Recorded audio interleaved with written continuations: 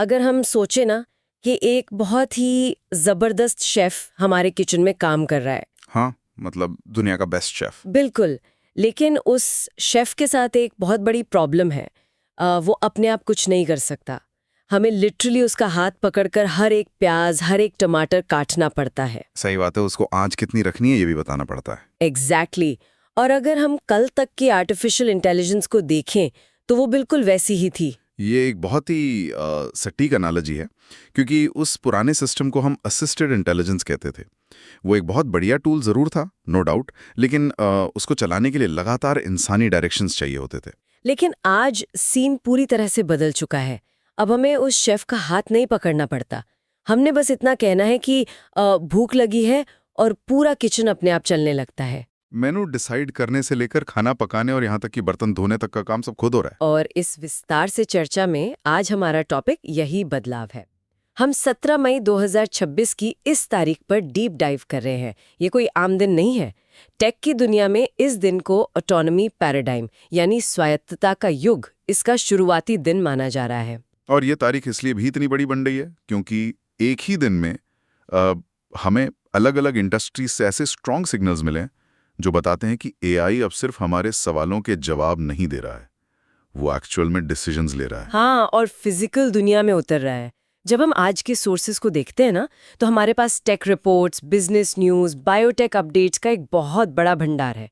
जैसे impromptu AI के alchemy models, ऐसे भी का नया autonomous enterprise structure, Faraday Future के फिजिकल रोबोट्स, कॉर्निंग और एनवीडिया की मेगा पार्टनरशिप, और एंथ्रोपिक इंस्टीट्यूट की नई रिसर्च, गूगल और ऑनर के कंज्यूमर हार्डवेयर, और हार्वर्ड बायोमेड की एआई से बनी हुई नई दवाई। तो इन सोर्सेज को देखकर एक बड़ा सवाल आता है, आखिर ऐसा क्यों हुआ कि हमारे सॉफ्टवेयर का इंफ्रास्ट्रक्चर, फैक्ट्रीज और हमारे पैरों के नीचे बिछी फाइबर ऑप्टिक केबल्स सब कुछ एक ही दिन में इतने बड़े बदलाव से गुजर रहे हैं? सही बात है। ये एक बहुत बड़ा शिफ्ट है और कुछ सोर्सेज में पॉलिटिकली सेंसिटिव फैक्ट्स भी हैं, जैसे एंथ्रोपिक और यूएस डिपार्टमेंट ऑफ डिफेंस का टकराव। पर हमारा मकसद यहाँ किसी का पक्ष लेना नहीं है, हम सिर्फ फैक्चुअल तौर पर इन चीजों को प्रेजेंट करेंगे। बिल्कुल। इस डीप डाइव का मकसद यही है कि असिस्टेड इंटेलिजेंस से ऑटोनोमस प्रोडक्शन तक का ये सफर दिखता कैसा है और इसका हमारे काम और सोसाइटी पर क्या असर पड़ने वाला है। तो चलिए इसको खोल कर देखते हैं। तो इसको समझने के लिए ना सबसे पहले उस नए सॉफ्टवेयर दिमाग की बात करनी पड़ेगी जो इस पूरी क्रांति को चला रहा है। इम्प्रॉम्प्टू एआई ने जो अपने एल्केमी मॉडल्स लॉन्च किए हैं, वो इसका सबसे बड़ा एग्जाम्पल है। अच्छा, मैंने इसके बारे में पढ़ा तो है, पर थोड़ा सा कंफ्यूजन है। जेनरेटिव एआई तो हम पहले से ही यूज कर रहे हैं ना। चैट जीपीटी जैसे टूल्स कोड लिख ही देते हैं, तो ये एल्केमी मॉडल अलग कैसे हुआ? ये बहुत अच्छा सवाल है। जेनरेटिव एआई और एल्केमी मॉडल में एक फंडामेंटल डिफरेंस है। जेनरेटिव एआई सिर्फ टेक्स्ट या इमेज गेस करता है, जैसे आपने एक प्रॉम्प्ट किया, उसने कोड का एक हिस्सा दे दिया। राइट। लेकिन उस कोड को टेस्ट करना, उसको सर्वर पर डालना, अगर वो फट जाए तो उसको फिक्स करना, ये सब तो एक इंसान को ही करना पड़ता है ना। हाँ, एक डेवलपर चाहिए होता है उसके लिए। बस यहीं पर एल्केमी मॉडल्स गेम चेंज कर देते हैं। ये खुद ब खुद प्रोडक्शन रेडी एप्लीकेशंस बनाते हैं। वेट, यानी पूरी की पूरी मशीन लर्निंग टीम की जरूरत ही खत्म? लिटरली खत्म। इसको टेक की भाषा में वाइब कोडिंग कहा जा रहा है। वाइब कोडिंग, ये कैसा टर्म है? हाँ, वाइब कोडिंग। इसमें इंसान सिर्फ अपनी जरूरत या अपनी वाइब को नॉर्मल भाषा में समझाता है। उसके बाद ये एल्केमी मॉडल एक प्रोडक्ट मैनेजर, एक सीनियर डेवलपर और एक क्वालिटी टेस्टर, तीनों का काम अकेले करता है। कोड लिखता है, पढ़ता है और ठीक भी करता है। Oh wow! तो अगर मैं इसको समझूं, पहले एआई एक डिक्शनरी की तरह था, शेल्फ से निकाला, सवाल पूछा और वापस रख दिया।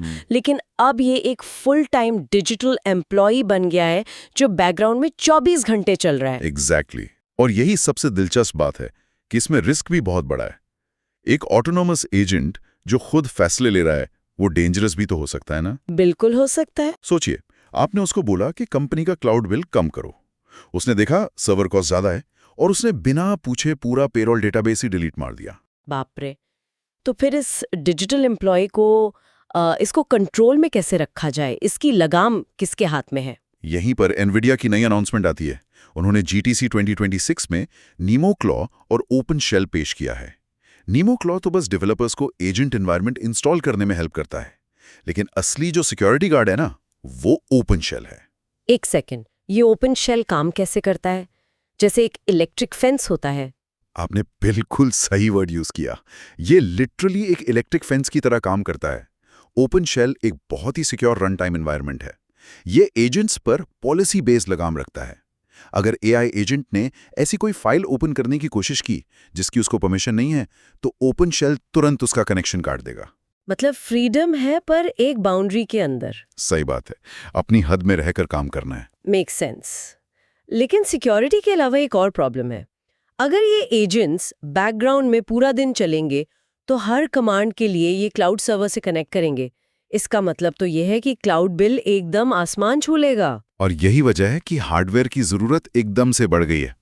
लगातार चलने वाले इन पर्सिस्टेंट एआई एजेंट्स की वजह से क्लाउड कंप्यूटिंग की कॉस्ट अनसस्टेनेबली हाई हो सकती है। तो इसका सोल्यूशन क्या निकाला इन लोगों ने? एनवीडिया ने DGX स्पार्क और DGX स्टेशन लॉन्च किए हैं। इसका फंडा ये है कि इन मॉडल्स को क्लाउड पर चलाने के बजाय सीधा लोकल मशीन्स पर चलाया जाए। अच्छा, ताकि लेटेंसी भी कम हो और कॉस्ट भी बचे। बिल्कुल। लोकल LLMs आने से क्लाउड प्राइसिंग पर एक बहुत बड़ा दबाव आने वाला है। ये तो हुई दिमाग और सॉफ्टवेयर की बात। लेकिन जब हम इसको एक्चुअल एंटरप्राइज और बिजनेस में अप्लाई करते हैं तो क्या होता है? SAP की जो रिपोर्ट है वो काफ़ी इंटरेस्टिंग है। उन्होंने तो खुद को एक AI कंपनी डिक्लेयर कर दिया है। हाँ, और सिर्फ डिक्लेयर ही नहीं किया, उन्होंने 240 से ज्यादा AI एजेंट्स और 51 असिस्टेंट्स लॉन्च कर दिए एक साथ। Wow, 224 agents. पर इनका जो नया AI मॉडल है SAP APT 1.5, इसको टैबुलर मॉडल बोल रहे हैं। मुझे यहाँ थोड़ा सा क्लैरिफाई करिए। हमने LLM सुने हैं, ये टैबुलर मॉडल क्या होता है? देखिए, जो नॉर्मल LLM होता है ना, जैसे चैट GPT, वो वर्ड्स और लैंग्वेज समझता है। ओके। वो टेक्स्ट बेस पर काम करता है। लेकिन एक बड़ी कंपनी का असली डेटा किसी कहानी या टेक्स्ट में नहीं होता। राइट, वो तो एक्सेल शीट्स और डेटाबेसेस में होता है। एग्जैक्टली।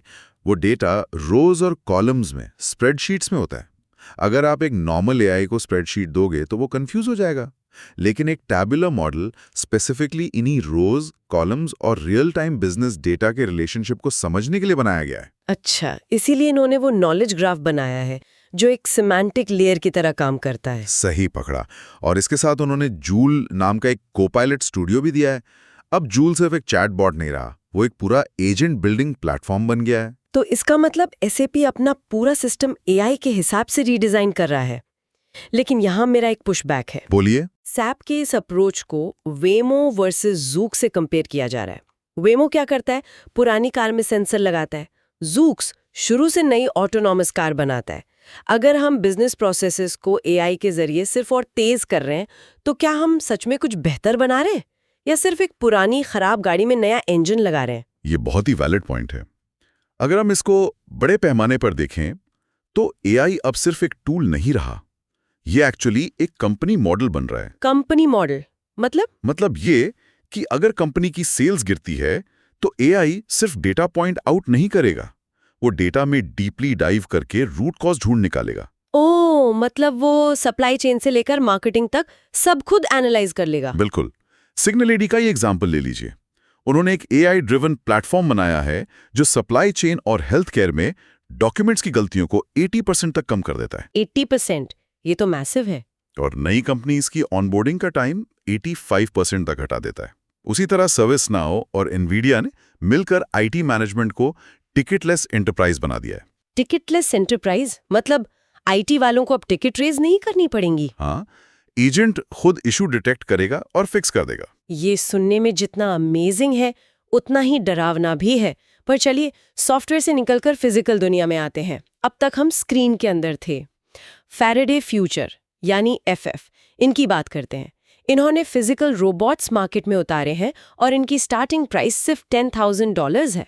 जो कि सच में एक शॉकर है, क्योंकि टेस्ला के ऑप्टिमस रोबोट की प्राइस $20,000 से $30,000 के आसपास है। उसके कंपैरिजन में ये बहुत सस्ता है। वही तो। पर ये लोग B2B यानी फैक्ट्रीज में फोकस करने के बजाय B2C पर जा रहे हैं।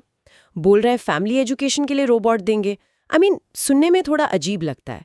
क्या बच्चों को पढ़ाने के लिए सच में $10,000 के ह्यूमनॉइड रोबोट की जरूरत है, या ये सिर्फ उन्हें जो 70 मिलियन की फंडिंग मिली है इन्वेस्टर्स को खुश करने का कोई तरीका है? ये डाउट काफी नेचुरली आता है, पर FF की अप्रोच को अगर समझें तो उनका 3-in-1 इकोसिस्टम है। डिवाइस, डेटा फैक्ट्री और ब्रेन। जबकि टेस्ला का इकोसिस्टम काफी क्लोज्ड है। तो मतलब एफएफ चाहता है कि उनके रोबोट्स घरों में रहें और वहां का केओटिक डेटा कलेक्ट करें। एग्जैक्टली। घर का एनवायरनमेंट फैक्ट्री से बिल्कुल अलग होता है। वहाँ बच्चे हैं, पेट्स हैं, चीजें बिखरी हैं। इस रियल वर्ल्ड डेटा से उनका एआई ब्रेन और भी स्मार्ट होगा। और हाँ, उनका टारगेट 2026 में 1500 यूनिट्स प्रोड्यूस करने का है। ये डेटा कलेक्शन वाली बात वाकई अलार्मिंग है। पर हार्डवेयर सिर्फ रोबोट्स तक लिमिटेड नहीं है। गूगल ने एंड्रॉयड शो में गूगल बुक्स दिखाएं, जो एआई फर्स्ट लैपटॉप्स हैं, और क्रिएट माई विजेट का फीचर लाया। और जी बोर्ड का रैमलर फीचर भी तो है। ओ हाँ, रैम्बलर। मतलब जब हम वॉइस नोट्स रिकॉर्ड करते हैं तो कितना अटक अटक कर बोलते हैं। रैम्बलर उस पूरे मेसी ऑडियो को एकदम क्लीन टेक्स्ट में कन्वर्ट कर देता है। ये छोटे फीचर्स लगते हैं पर कंज्यूमर एक्सपीरियंस को कंप्लीटली बदल देते हैं। कंज्यूमर हार्डवेयर में एआई अब पीछे छिपा हुआ फीचर नहीं रहा, वो मेन अट्रैक्शन है। सही कहा। जैसे हॉनर ने आरी के साथ मिलकर वो एआई स्पिन शॉट लॉन्च किया है 200 मेगापिक्सल सेंसर के साथ। वो लिटरली एक फिल्म ग्रिड मोशन कंट्रोल है आपकी पॉकेट में। और हमारे घर की दीवारों पर भी एआई पहुंच गया है। फ्रेमिक कैनवस नाम की एक डिवाइस आई है। हाँ, एइंग Spectra 6 display. Right, 60,000 colour support करता है और प्राइस है अराउंड $499 से $1499। आप बस वॉइस कमांड दो और वो एआई आर्ट बनाकर डिस्प्ले कर देगा। इसमें एक चीज और बहुत जरूरी है, इसको ESP32 प्लेटफॉर्म पर बनाया गया है। अच्छा, उससे क्या फर्क पड़ता है? इसका मतलब है कि ये क्लाउड पर डिपेंड नहीं करता, ये लोकल APIs जैसे होम असिस्टेंट को सपोर्ट करता है। तो आपका डेटा आपके घर के नेटवर्क में ही रहता है। ये प्राइवेसी के लिए बहुत अच्छी चीज है। और एक और हार्डवेयर पीस था, वो मियोनिक्स एवियोर एयर माउस।